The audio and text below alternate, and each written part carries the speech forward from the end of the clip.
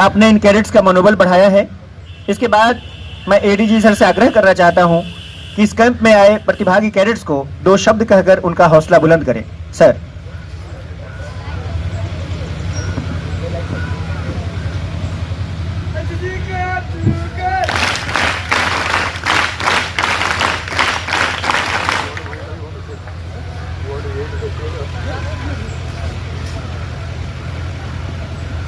Brigadier Neelkamal, group commander Muzaffarpur, colonel Kaustubh Chattopadhyay, CO 2 Bihar battalion NCC,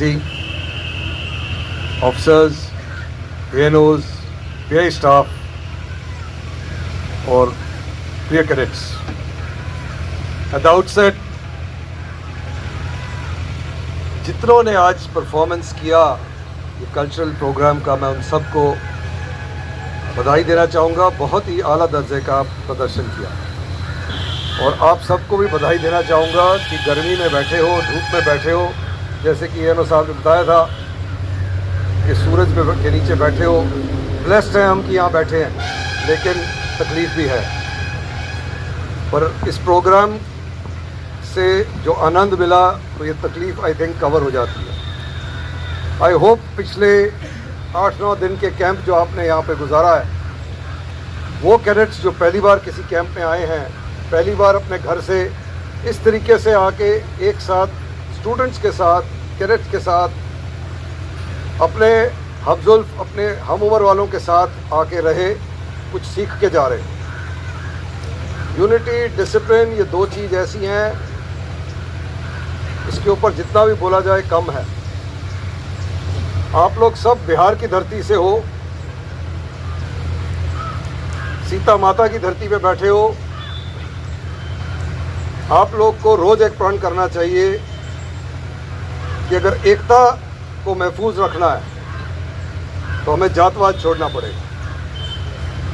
आप में से कितने ऐसे हैं जो फौज में जाना चाहेंगे? नीचे नीचे जाओ। अगर इतने लोगों ने हाथ खड़ा किया तो मान के चलिए फौज में हमने कभी किसी का जात नहीं पूछा आज तक। कौन कहाँ से आया है वो पता जरूर होता है, लेकिन जात से कोई लेना देना नहीं। हिंदुस्तान की फौज, आर्मी, नेवी, एयरफोर्स का वजूद ही ये है कि वो जात पे नहीं, वो देश प्रेम और देश सेवा पे चलती है। ये पॉलिटिकल भाषण नहीं है, मैं आपको दिल से बता रहा हूँ। ट्रेनिंग मिला के तकरीबन 40 साल हो गए इस फौज में, और उससे पहले बचपन भी पूरा काटा फौज में, और कभी नहीं पाया घर में, आसपास, स्कूल में। 2 साल NCC भी की, JDJW की। उधर जाति पाति के ऊपर कोई डिस्कशन नहीं, जात वगैरह घर में। लेकिन जब आप बाहर निकले हो तो NCC का गाना सबसे बढ़िया गाना है, हम सब फिर 2 बात नहीं। यहाँ पर आप लोग को लाने का मकसद था एक डिसिप्लिन टाइप ऑफ लाइफ जो रोज़ आप नहीं करते। चाहे आपकी लाइफ में एक रूटीन है, सुबह उठते हैं, कुछ ना कुछ करते हैं, स्कूल कॉलेज जाते हैं या नहीं जाते हैं।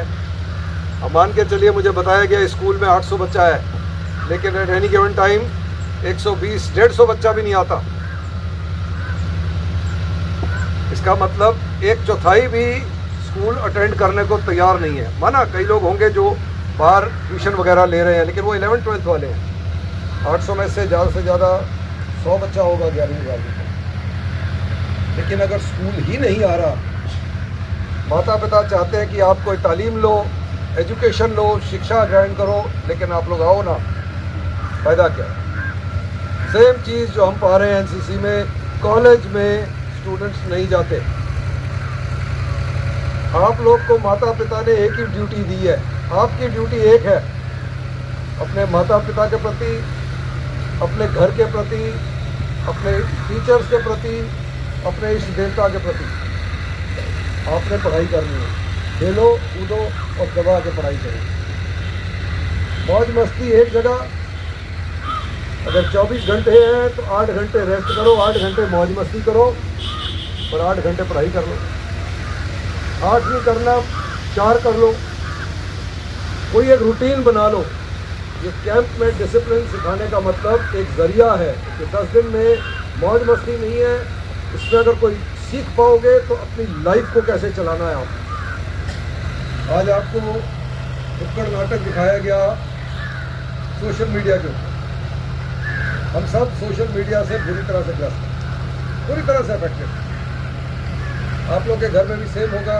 आप लोग खुद भी रोज़ सुबह उठ के रात को सोने से पहले लेट रात को सोएंगे और देखेंगे कितनों ने मेरी फ़ोटो पसंद की, कितनों ने कुछ लिखा मेरे बारे में, कितनों ने मुझे विश किया, मैंने कुछ अच्छा किया तो मुझे याद किया, और नहीं किया तो दुखी होंगे। ये दुख भी खुद का है और खुशी भी खुद की है, क्योंकि दूसरा खुशी में शामिल नहीं है आप। अगर ये मैसेज समझ पाए कि सबको लेके चलते हैं तो सबकी खुशी होती। प्रॉब्लम सबकी है, सोशल मीडिया फ्यूचर भी है, लेकिन उसको टाइम मैनेजमेंट में आप लोगों ने डालो। और अगर आप फौज में जाना चाहते हैं और ऑफिसर बनना चाहते हैं तो आपको अपना टाइम मैनेज करना बहुत ज़रूरी है। अग्निवीर भी बनेंगे तो सुबह 3 बजे 4 बजे उठा दिए जाओगे और रात को 8:30 9 10 के बाद ही सोओगे। ये भी मैं ऐसे इजी टाइम बता रहा हूँ, सोने के लिए भी 10 11 बज जाते हैं। अगर इस तरह की विजिट हो जाएगी तो पूरी रात नहीं सोओगे, तैयारी चलती रहेगी। हर लेवल पे आप किसी जगह पे भी जाएं, अगर आप आईटी की नौकरी करेंगे उसमें भी आपको एक डिसिप्लिन मान के चलना पड़ेगा, एक रूटीन मान के चलनी पड़ेगी, नहीं तो आपकी परफॉर्मेंस डाउन रहेगी। आपसे बाद में आया हुआ आदमी, आपका जो जूनियर होगा, वो आपसे आगे निकल जाएगा। कुछ चीज़ें हैं, मैं ज़्यादा आप लोग का टाइम नहीं लूँगा। मान के चलता हूँ कि यहाँ से जो कुछ सीखा उसको अपनी लाइफ में अपनाओ। अपने आसपास अपने भाई बंधुओं को, जो दोस्त यार आपके यहाँ पर नहीं है एनसीसी में, उनके साथ शेयर करो और इस मैसेज को आगे लेके जाओ। आप लोग अगर फ्यूचर हो इस देश का तो उस फ्यूचर के बारे में आप लोग कोई सोचो, और सोचोगे कुछ करने का तो पालो। जहां आप अपनी लाइन ड्रॉ कर लोगे वहां पे आपने अपना लेवल फिक्स कर दिया। अगर आप ऊंचा बढ़ने की कोशिश करोगे तो बढ़ोगे। सोचना पड़ेगा, डिसाइड करना पड़ेगा। जो भी कॉलेज में फाइनल ईयर में, वो अभी भी चेंज कर सकते हैं अपने थॉट, आगे बढ़ सकते हैं। स्कूल वालों के पास अभी भी मौका ज़्यादा है, जेडी जगह। All the very best. आप लोग का ज़्यादा टाइम नहीं लूँगा। Thank you very much. जय हिंद। अंत